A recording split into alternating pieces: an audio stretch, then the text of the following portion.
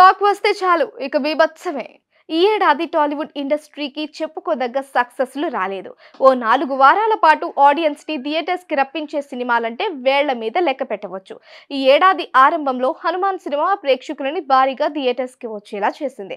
తర్వాత Siddhu Jonnalagadda Tillu square youth audience ని బాగా కనెక్ట్ అయింది. ఈ సినిమా 3 వారాల పాటు ప్రేక్షకులని ఎంటర్టైన్ చేసింది.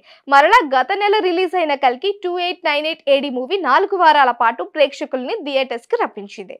అయితే ఇప్పటి వరకు టాలీవుడ్ నుంచి 100కి పైగా సినిమాలు రిలీజ్ అయ్యాయి.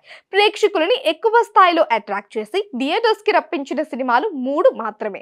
ఆగస్టు నెలలో రిలీజ్ అయిన వాటిలో చిన్న సినిమాలైన కమిటీ కుర్రోళ్ళు, మారుతి నగర్ సుబ్రహ్మణ్యం ప్రేక్షకులని బాగానే మెప్పించాయి. అయితే సాలిడ్ గా బీసీ సెంటర్స్ ని కూడా హౌస్ఫుల్ చేయగలిగే సత్తా అంటే మాస్ సినిమాలకి మాత్రమే ఉంటుంది. అలాంటి మాస్ బొమ్మ ఆగస్టు 29న రాబోతోంది. నేచురల్ స్టార్ నాని హీరోగా తెరకెక్కిన సరిపోదా శనివారం మూవీ పాన్ ఇండియా రేంజ్ లో థియేటర్స్ లో సందడి చేయబోతోంది.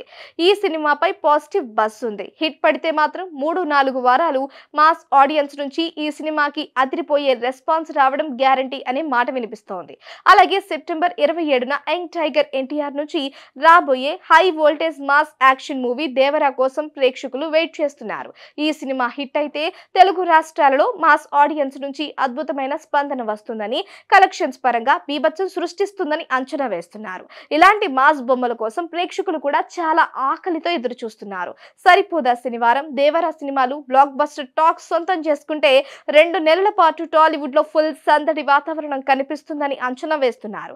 ఎన్టీఆర్ ఫ్యాన్స్ దేవరా మూవీ కోసం ఎక్సైటింగ్ గా ఎదురు చూస్తున్నారు. RRR తర్వాత ఎన్టీఆర్ నుంచి వస్తున్న సినిమా కావడంతో దేవరాపై దేశవ్యాప్తంగా అంచనాలు క్రియేట్ అయి ఉన్నాయి.